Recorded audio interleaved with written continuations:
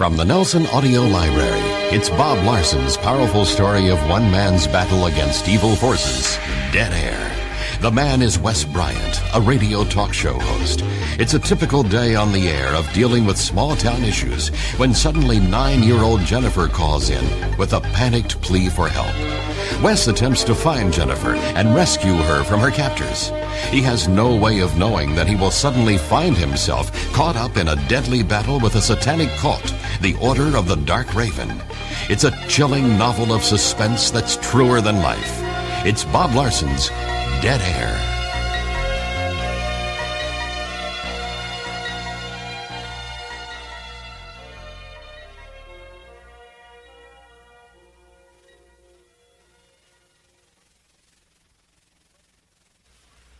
On Monday, October 19, 1992, Wes Bryant sat in Studio A as he did every weekday at 5 minutes to noon. Looking across the top of his board, Wes could see his producer, Chuck Bailey, in Studio C. They were separated by a thick, soundproof ceiling-to-floor plate glass window. Wes concentrated on the large, white-faced wall clock. As the minute hand landed at 11:59 a.m., the second hand ticked off the increments before the start of Talk About Town. Wes and Bailey eyed each other, adrenaline flowing, as the moment arrived when Wes would be heard by the largest radio audience in Columbus County. The clock hands converged at 12. Chuck Bailey jabbed his left index finger toward Wes, and Bryant's right index finger punched a brightly lit button on the board, triggering Talk About Town's opening jingle and announcement. Over the door leading to WTTK Studio A, a bright red on-the-air sign gleamed. Wes Bryant's microphone was on. Hello, Columbus County. This is your host, Wes Bryant. Today's show is brought to you by the Crow Implement Company on West 3rd Avenue. Call Crow for all your farming and garden implement needs. Wes winked at Bailey and leaned over the huge control board in front of him with its sliding volume controls, lighted buttons, switches, and digital readouts of sound levels. Bryant knew the location of every on-off switch or volume control. No small feat. During the commercial breaks, Wes seemed amazingly relaxed, almost disinterested, as if his mind was floating away. He jotted down notes about possible topics to provoke his audience if calls came in slowly. He loved to start a good argument, but he could turn on the charm quickly when needed. At the precise moment, the announcer on the commercial said, "Call now," ending Green Thumb's sales pitch. Studio A's on-the-air sign flashed again, and Wes came alive. He resumed his banter. That number to call and talk about town is 555-8773. Our first caller is on line 2. Welcome. This is Wes Bryant. "Can I talk to Wes?" asked a small, frail voice. "This is Wes Bryant. You sound very young. How old are you?" "I'm 9. "What's your name?" "Jennifer." "Do you have a last name, Jennifer?" "Yes, but I can't tell you." Wes didn't like to start things off this way. He wanted a controversial caller right up front, someone to rant about the upcoming school board referendum or complain about the ineptitude of City Hall. Wes decided to get rid of Jennifer fast. "Why did you call me, Jennifer? I bet you don't want to talk about the potholes in West 7th Avenue. For a moment, silence. Then Jennifer's thin voice could be heard sniffling. "Are you crying, Jennifer? Can you hear me?" "I'm afraid of them. I've got to talk to somebody." Jennifer spoke slowly, carefully choosing each word. "I heard your voice on the radio and called the number. You sound like a nice man, Mr. Wes. You're not mad at me, are you?" "No, I'm not mad.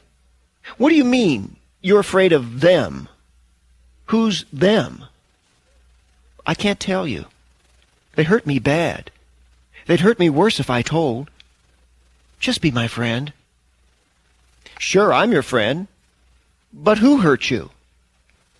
As Wes waited for Jennifer's reply, he looked at Bailey.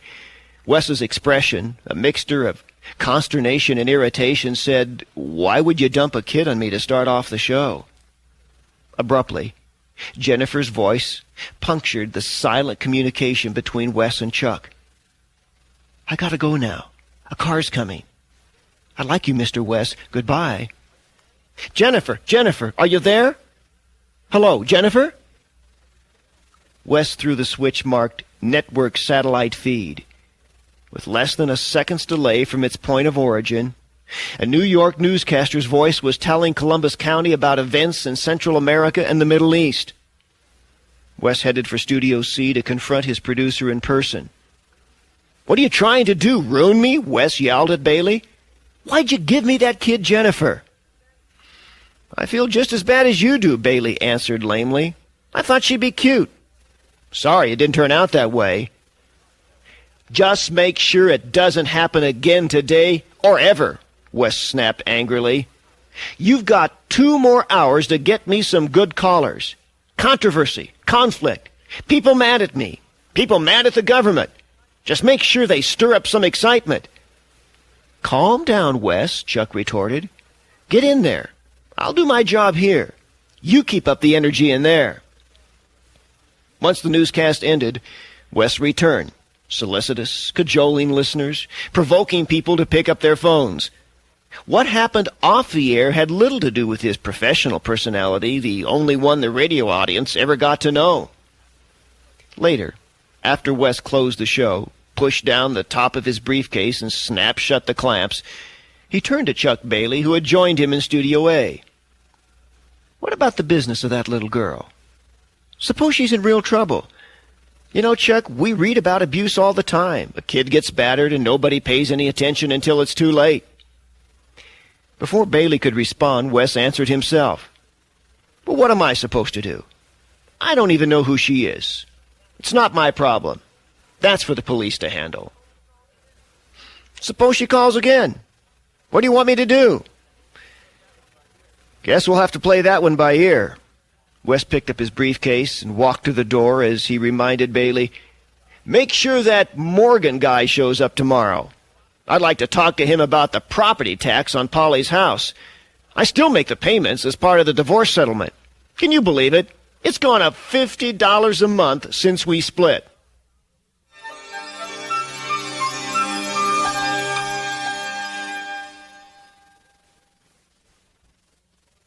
The next morning, the 7:30 alarm deafened Wes. Robin Leach would never send a camera crew to film the decor of the small apartment where Wes lived. The bedroom was a disaster area. The wall on one side of the short hallway was bare. The other sported a collage of football photos from his glory days before an injury sidelined his life. The living room and kitchen looked as if they'd been furnished with Kmart blue light specials. Wes spent the rest of the morning sequestered in his office, poring over newspaper clippings about local issues.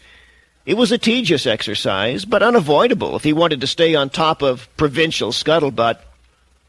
3 minutes to showtime," Bailey called as he opened the door slightly and leaned into Wes's office. Ted Winkler handed him the daily commercial log as he walked toward Studio A. Studio A wasn't lavish or massive. It was about 15 feet long and 10 feet wide, sufficient to broadcast a local talk show. 3 microphones were needed, one for Wes, the 2 others for his occasional guests. Ed Morgan, Columbus County Clerk, sat opposite him. "Is the position of the microphone okay?" Wes asked. Morgan, a nondescript, passive man, nodded affirmatively, ill at ease with the thought of confronting thousands of people on radio, and a little defensive about trying to justify their higher tax bills. Ed wiped the beading sweat from his brow. The on-the-air light flashed above Studio A's door. Wes was being handed the ball, and he was ready to run with it. "Hello, Columbus County. This is Wes Bryant." The next minute he continued the standard monologue. Suddenly, Chuck Bailey began motioning frantically for Wes's attention. Wes looked at the computer screen on his right and read, "Jennifer, line 3, yes or no?" Wes froze. He was ready to cash in the county clerk's credentials. Local politicians were a dime a dozen. He made a living blistering their hides on his show. Yet part of Wes wanted some mileage out of showcasing the possibly pathetic story of an abused youngster. Another part of him cared. Really cared. This was a Wes that not even Wes knew. The inner man who couldn't ignore the voice of a fear-stricken little girl. Before we go to my guest, Mr. Ed Morgan, I'm going to talk to a young lady who called yesterday at the start of the show. Her name is Jennifer. Hi, Jennifer. No response. Jennifer, are you there? Oh, are you ready to talk to me, Mr. Wes? Yes, Jennifer. Yesterday you said someone was hurting you. If you want help, you have to tell me a lot more.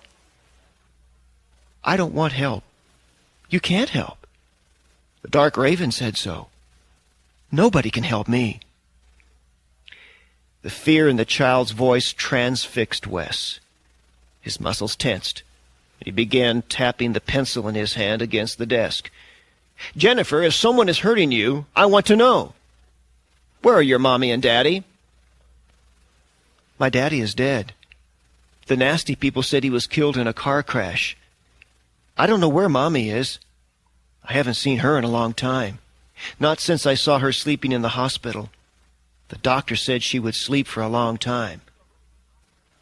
Well, who are you talking about? The nasty people. And who is the Dark Raven? They're coming. I have to go. If I'm good, they won't hurt me so bad when the moon is big. Click. The sound of the phone going dead was an emotional sledgehammer. Wes looked at Bailey with raised eyebrows and an expression that asked, "What should I do?" "Go to a commercial," read Bailey's computer message.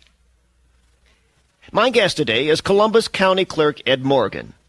Our topic is the increasing property tax in the county. You can talk to Ed or me by dialing 555-8773. More in a moment after this message from your friends at Hartfield Fertilizer. Wes reached to his control board and turned down the studio speaker volume. "I'm coming out to talk to you, Chuck," Wes said over the intercom. "Get Winkler in here to run the board and play a couple of extra commercials to kill some time." Ignoring the county clerk, Wes hurried to Studio C. "I can't deal with this man," he blurted. "Take it easy," Bailey counseled. "Maybe it's a hoax, especially since the kid referred to a Dark Raven. Sounds like an overactive imagination, if you ask me." "Well, I didn't ask you." And Wes began to calm down. "Sorry, Chuck. That girl really shook me up." "Look, you can't do anything about it now. We'll talk about it after the show. Maybe we should call the police. Get a tracer on the line if she calls again. Just get back in there and do the best you can with Morgan." "I'm not going to sit around and wait for her next call, Chuck. I'm going to find out who she is and where she's calling from. If she's a brat, I want her out of my hair. If she's in danger, I'll do something about it." For once, Wes decided not to back down from adversity. In the past, when only his ego had been at stake, he had backed off. This time, a little girl's life was on the line. Or was it?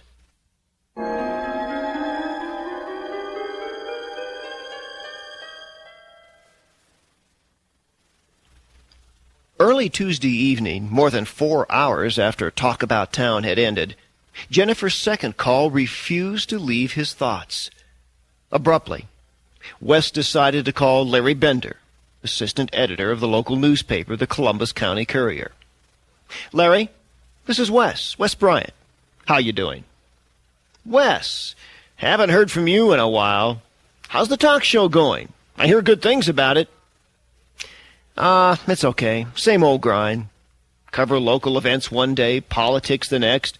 Spend an hour here and there on farming news, whatever the local controversy might be, as if there's any real controversy in Clarion. Life at the Courier isn't exactly the fast lane either. So what do I owe this call to? A favor or a loan? Truth is, I do need a big favor. Can I check through some old Courier clippings and files? I'm curious about a car accident that happened in the last year or so. Why don't you ask the police? Because I don't want them involved until I know more, Wes explained. Want to tell me what this is about? Larry asked. Not yet, but I'll fill you in when I know more. It could be a wild goose chase. No sense wasting your time if there's nothing to it. You can check any files you want under one condition. If you hit a hot story, I want first rights to it, okay? Yeah, sure. But I've got my own condition. If what I'm looking for involves anything that could invade a child's privacy, it's off limits to you or anyone else. Fair deal? Fair deal. Want to come by the office in the morning? No. I want to do it tonight. Tonight? All right, Wes, if it's that important, meet me in front of the Courier in 15 minutes. Wes threw on a jacket, pulled his marginally reliable Toyota out of the driveway, and headed downtown. Gunning the engine and moving down 3rd Avenue, he turned left onto Clarion's main drag. Larry Bender stood in front of the Courier, motioning to him. Wes pulled to the curb, parked, and got out of his car. Wes shook Bender's hand and said, "Thanks for coming down tonight. This may take a couple of hours. Got something to keep you busy?" "Are you kidding?" Larry answered. "I'll show you where our archive copies are kept, and you can look until you find what you want. I'll be in the layout room checking copy content." Wes had never been inside a newspaper building. As they walked past the reception desk into the newsroom, Wes was struck by the messiness, even worse than his bachelor apartment. Larry led Wes through the layout room where strips of typeset stories awaited their places in tomorrow's edition, then pointed to a narrow room filled with steel warehouse-style shelves.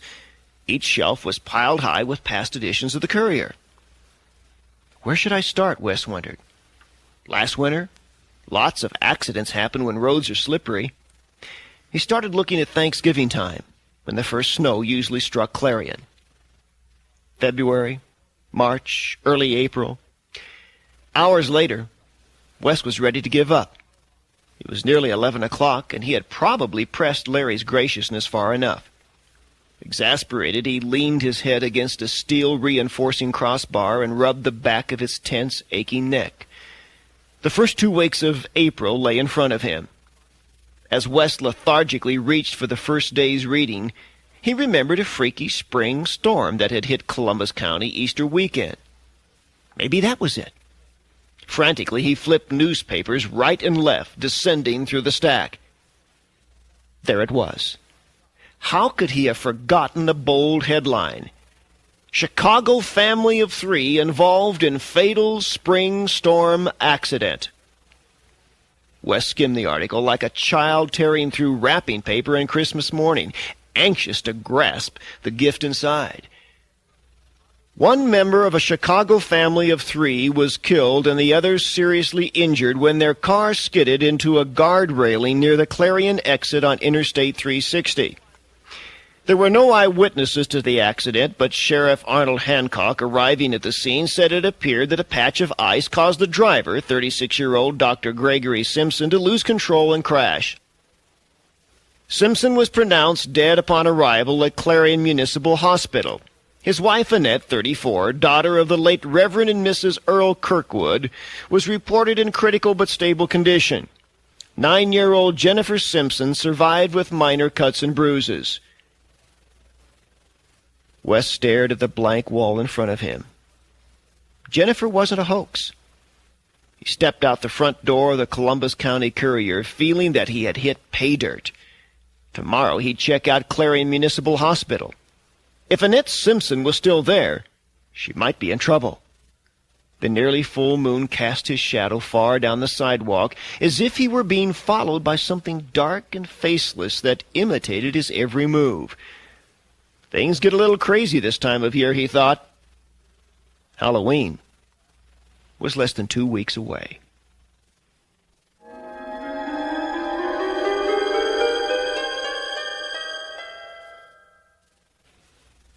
Clarion Municipal Hospital, known to the locals as CMH, was a 45-year-old brick structure built after World War II for returning veterans.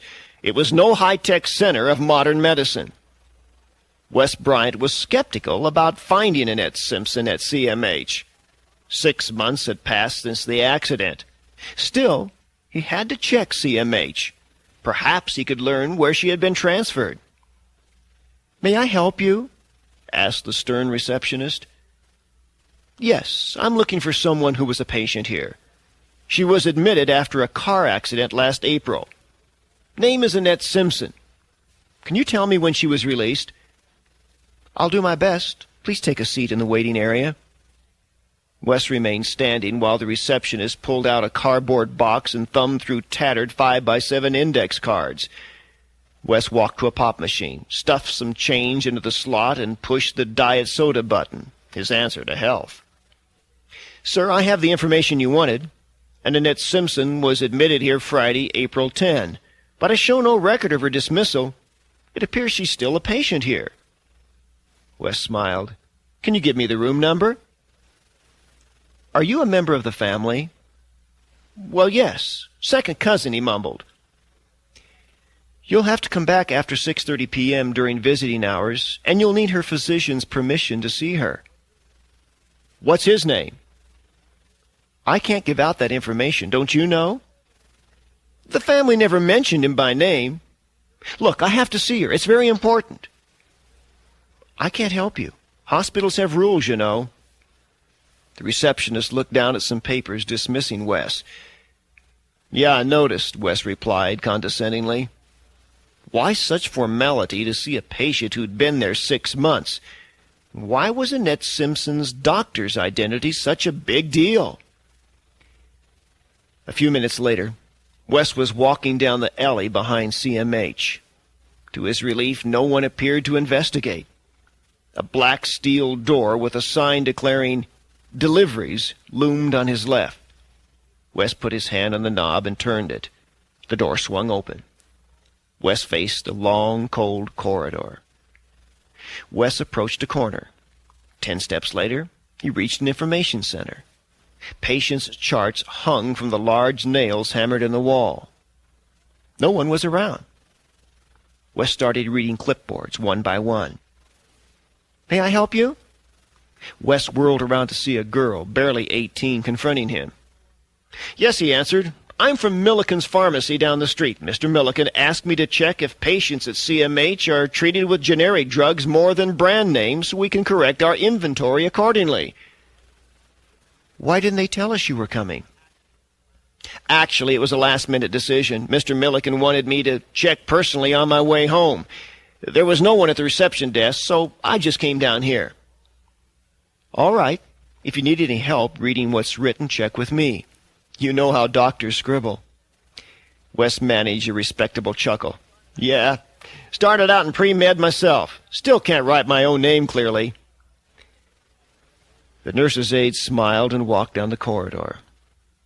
Wes wiped his forehead on his shirt sleeves and picked up the clipboards again. 4 patients' reports later, his eyes fixed on the words. Annette Simpson, room 16. No admittance without the permission of Dr. Michael Blackwell. Blackwell.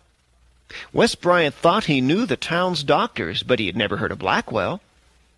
Room 16 was back down the hallway toward the exit door. He had walked right by Jennifer's mother and hadn't known it. Wes hung the chart back on the nail, then resolutely headed toward door 16. He pushed it open, stepped inside, and pulled the door shut. Then he stood silently, heart-pounding, surveying the shabby room. A small bed and a folding chair in a corner crowded the room. Next to the bed, an intravenous tube slowly dripped the contents of a suspended bottle of liquid into the arm of a sleeping figure. Wes cautiously approached the bed. A woman lay there.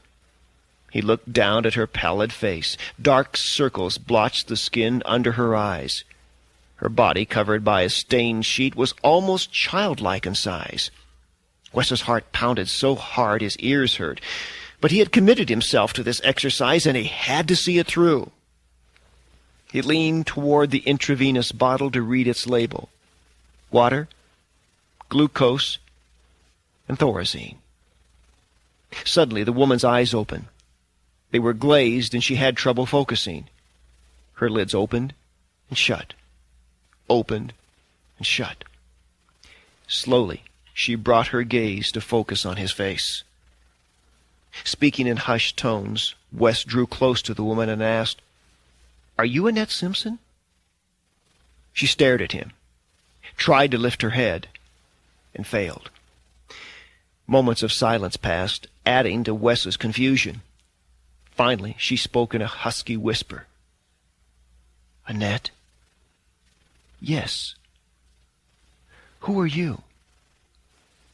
Hearing the woman speak those words thrilled him. Quietly, fearing of scaring her, Wes answered, "Never mind. I can't stay.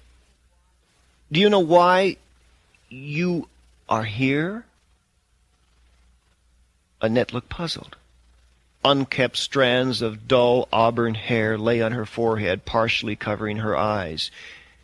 Laboring over each syllable, she said, "The car wreck. That was 6 months ago. Why are you still here?" The furrows on Annette Simpson's brow deepened. She didn't seem to understand. She moved her head from side to side. "No," she said. "I just got here. A few days ago." "Where is Jennifer?" "My daughter?" The muddled, apathetic look in her eyes cleared. "Yes?" "She's down the hall." Annette Simpson tried to raise herself on one arm, but fell back against the pillow. Wes didn't want to upset her. He'd learned enough to know Blackwell had misled his patient. Now, he had to find out why. It was out of character, but Wes bent over the bed, softly brushed aside the errant strands of hair crisscrossing her brow, and kissed the woman's forehead. She caught her breath. Then her lips parted as the words, "Thank you," trailed off. Slowly her eyes closed, and her head fell to one side. Wes adjusted the lumpy pillow and pulled the sheet around her. He had to get out. Now. Wes stepped back into the empty corridor. Moments later, he was out the back door. Jennifer's story was true. There was a real Jennifer, with a real mother, in a real hospital. But Blackwell? Gregory Simpson's parents? Jennifer's plea for help? He could stop now and presume the best, or he could pursue his strange fascination with Jennifer's call. The rising moon was nearly full and ringed in bright red. Wes couldn't remember whether it meant good or bad weather. But it didn't change Jennifer's situation. Her fear of a big moon would be growing by the hour.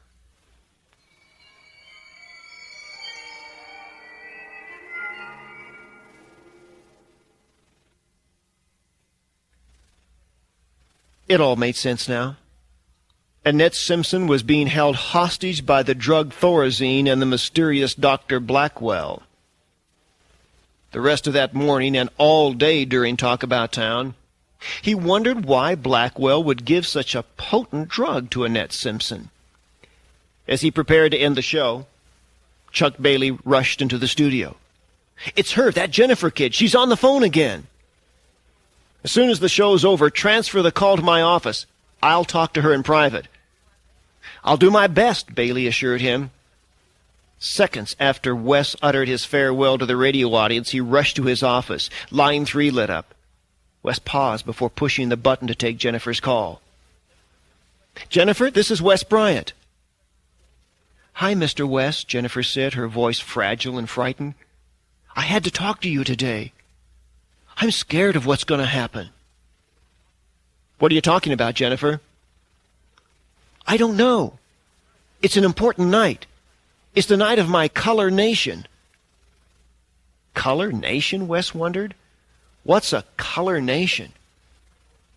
"I'm going to be queen of something," Jennifer answered. Wes felt panicky. He couldn't understand her. He didn't want to lose her again. His thoughts whirled, and then he had it. "You mean coronation," he exclaimed. "Yes, colournation," Jennifer repeated. The breakthrough added more to Wes's confusion. A 9-year-old child wouldn't be involved in such a ceremony. She must have misunderstood or distorted something she had overheard. "When is the coronation?" Wes asked. "At midnight." "Where?" "Where they always take me. The mounds of the elders. It's dark outside. They cover my eyes when they take me there." Wes leaned across the desk, gripping the phone handset. "Can you describe the mounds of the elders?" Jennifer spoke hesitantly, softly. "The dirt is high when we walk around. It's hard to remember. I always drink juice before we go, and I forget stuff." "Have you ever told anyone else about this?" "Just you, Mr. Wes. You're the only friend I've got. The nasty people won't let me talk to anyone. They say the Dark Raven wouldn't like it. I have to go. They might catch me." "Can you write down a phone number, Jennifer?" Wes asked hurriedly. "It's my house. Call me any time, even at night." "I'll get a pencil," Jennifer responded. Long moments passed. Then, to Wes's dismay, he heard adult voices in the background. He stuffed an index finger into his right ear, closed his eyes, and listened intently to the barely audible sounds. Heavy footsteps approached. The phone went dead. Wes groaned and slumped forward on his elbows. What were mounds of the elders? And where are they? Wes decided to see if he could find the answer in the Columbus County Library, Clarion's monument to books. Stepping inside the library, he noticed the musty smell of old wood mingled with the peppery scent of yellowed paper. "May I help you?" the bespectacled librarian demanded. "Where could I find some books on local history?" "Could you be more specific about what you're looking for?" "I'm not really sure." Wes preferred not to mention the mounds of elders. He smiled at her and looked down at the floor, hoping to appear noncommittal. "Why not talk to Catherine Caldwell? She knows more about what's going on here than anybody. I've got her number if you'd like it. Her address, too.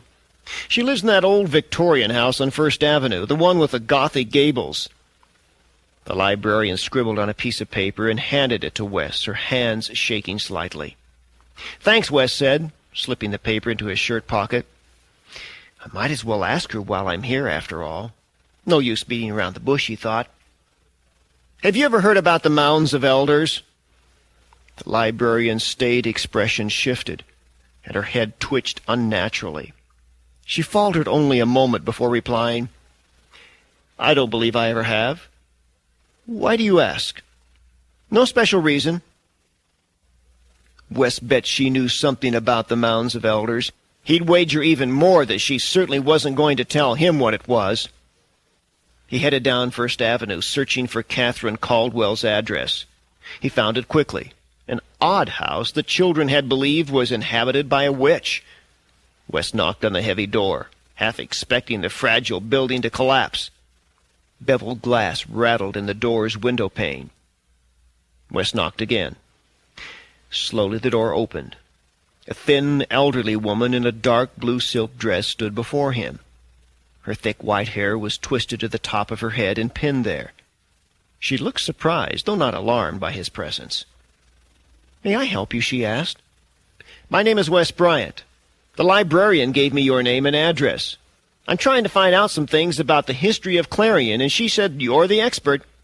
Can I ask you a couple of questions?" "Come in. I wasn't expecting anyone, so please excuse the unkempt appearance of my home." The elderly woman led Wes to the leather couch and seated herself opposite him in a high wing-back chair. "May I offer you something to drink?" "Thank you, but I have only a couple of questions," Wes responded. "I understand you're the local historian." The elegant woman was unmoved by the attempted flattery. It's my longevity, not my expertise, that gives me perspective on Columbus County's past. What would you like to know? Do you know about a place called the Mounds of Elders? Catherine Caldwell leaned forward, supporting herself with her cane. Her frail voice lowered. That's a strange question. People ask me all sorts of things, but no one ever asks about the Mounds of the Elders. How did you learn about them? Wes noted Catherine Caldwell's distinct emphasis on Mounds of the Elders, and hesitated, struggling to fit his response into a believable framework. A person at the radio station where I worked mentioned them. It sounded like local folklore, so I thought it might be interesting to look into. Leaning on the cane, Catherine rose from her chair, slowly brought herself erect, and walked to the fireplace. She stood for a moment, staring into the blackened, empty grill. Then she turned to face Wes, thrusting back her shoulders with surprising vigor. Unsmiling, she said, I don't know why you're asking about the Mounds of the Elders, but my advice is, stay away. She took several steps toward Wes and looked sternly at him. Anyone who walks among the mounds risks arousing the spirits of the elders who seek revenge on any living man. If you don't believe in spirits, then at least believe in the curse. Wes met her eyes and decided to go for it. Where are the mounds? He quietly asked. I don't think you heard what I said, young man. Stay away. The mounds mean nothing but trouble. Suddenly, her tall frame slumped, and she retreated within herself. Sighing deeply, she said, Oh, I suppose you'll keep nosing around and someone will tell you. If you must know, they're about 5 miles southwest of town on old Route 193. Farmland and tall cottonwood trees encircle the mounds like sentries guarding against intruders. Wes arose. You've been very helpful. Don't worry, I'll remember your advice, and I promise not to bother you again. Thank you for your time. Walking toward the door with him, Catherine repeated in a tired voice, The mounds are best forgotten. Stay away from the spirits of the elders, young man. Wes glanced into her faded, weary eyes and didn't respond. He would drive out old Highway 193. If there really were mounds, he'd find them. That would be easy. But a raven? A dark raven? What would he look for?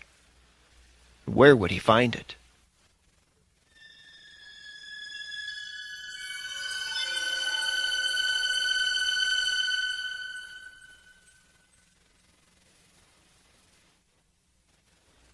Driving those 5 miles down old Route 193 late Thursday afternoon took a strangely long time. Wes passed cornfield after cornfield of skeletal, dried stalks standing in disheveled ranks. On his right he spotted a narrow, rutted road, branching off between 2 cornfields. A half-mile away was a stand of trees. He pulled off the road and parked behind some tall, thick bushes to avoid being seen. He got out of the car and locked it, then walked 50 yards to the trees, made his way through another 40 feet of dense woods, and strode into a circular clearing. As Wes looked more intently at the clearing, he could see the grass had grown to varying heights, as if the ground underneath were raised in certain areas. Catherine Caldwell's warning tolled like funeral bells. "Stay away, young man." Wes shivered. Glancing around, he peered at the sky. Little daylight remained. He was sure he had found the ceremonial site, but what was he supposed to do now? Pensively, he walked away from the clearing. What strange ceremony would take place at midnight tonight on these burial grounds? Wes shivered at the unformed thought. When he reached the trees, he looked back at the exposed mounds. For an instant he imagined a moonlit sky and the figure of a very small, frightened child reaching her arms out to him. Wes sagged back against the car seat. Then he made sure the doors were locked, tilted his head back, and closed his eyes. 9 p.m. 3 hours. 3 more hours to go. Wes didn't want to think about it. He drifted back to sleep. A fluttering, guttural, whirring sound nudged Wes out of his sleep. Groggily, he rolled down his car window, and the sound swelled to a steadily increasing rhythm. A full harvest moon had ballooned upon the horizon to bathe the night in a brilliant glow. Tilting his watch toward the digital light, Wes read 11:30 p.m. The whooping sound whipped the heavy night air, then abruptly rushed in overhead, beating Wes's eardrums. An invisible force rocked the car. Piles of leaves and chunks of corn stalk swirled as though caught up in an early fall snowstorm. In a panic, he rolled down the window. Right above the trees, the immense power of a helicopter's rotor created a mini hurricane that swayed the giant cottonwoods and sucked up anything not firmly attached to the ground. Wes cautiously got out of the car and inched forward, trying to stay concealed. Staying low to the ground, Wes crept from tree to tree, pausing intermittently to scout ahead. He squinted and turned his head against the gusts from the still hovering craft. Finally, he found a stump and crouched behind it. The helicopter settled to the ground. Several figures scurried around in the swirling debris of broken tree limbs, half-decayed leaves, and dry grass stalks. A dozen more people disembarked from the helicopter and began unloading large crates. As the whirling blades slowly came to a halt, 4 men dressed in battle fatigues and carrying rifles burst from the dusty haze and dashed to positions at the 4 corners of the clearing. The deafening sound gave way to silence. None of the apparently all-male participants spoke. 2 of the men removed robes from the crates and distributed them to everyone except the guards. The black cloaks, which were nearly invisible in the darkness, were distinguished by the glistening of interlocking triangles on the front. Several men picked up a wire mesh cage that had been placed in the center of the clearing and moved it onto one of the mounds. The full moon illuminated the small cage, and as Wes craned his neck around the stump, he could see the naked figure of a small child inside. The child hunched on the floor of the small cage, unable to rise. The group began lining up in front of a tall figure. They drew candles from their robes and lit them. Then, holding the flickering candles, they marched solemnly behind the leader, crossing back and forth in the clearing as though enacting a familiar ritual. They walked in triangular patterns around the individual mounds with the deliberation of a funeral procession. Then the procession formed a triangle around the cage. Silence was broken by chanting from the leader. One end of the triangle opened so Wes could see into the center.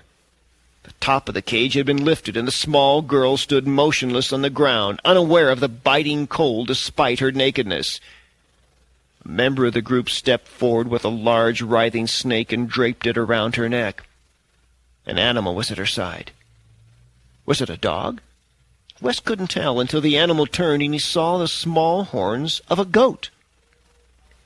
"Hail, our queen!" a deep-throated voice intoned. "Hail!" the others responded. "Dark raven, descend upon us with your power. We call you forth from the night, from the netherworld of the dead. Honor us with your presence. We present to you our queen." The shrouded leader stepped forward and placed a crown on the child's head.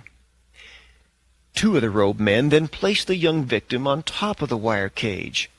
The leader picked up the small goat, held it over his head, chanted, and handed it to the men. One took its front legs, the other its back legs. They extended it over the child's head and began chanting. The leader took a long, slender knife from under his robe. He held the blade skyward, pointing in the 4 primary directions while invoking eerie words. The leader put the knife blade to the goat's neck and slit it with a sudden stroke. The slaughtered animal's body jerked spasmodically as blood poured from the dying goat over the girl's head. The crimson tide saturated the child's body while she sat motionless, eyes staring blankly. Finally, a cage containing a large bird wearing an ornate hood was taken from a box.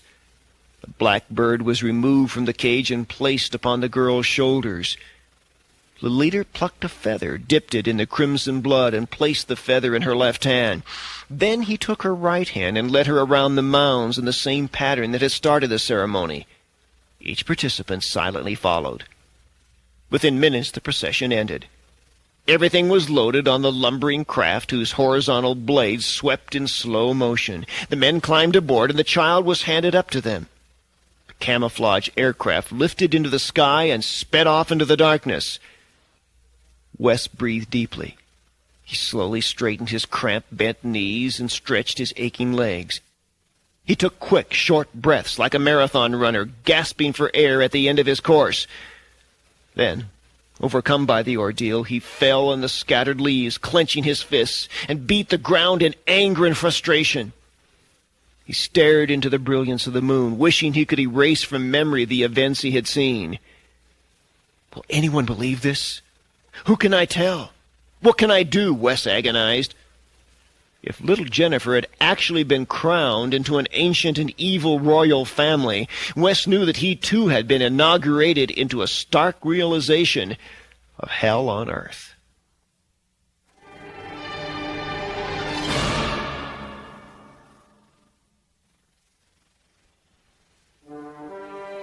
This concludes this side. Please fast forward the cassette to the end and turn the tape over for the continuation of the program.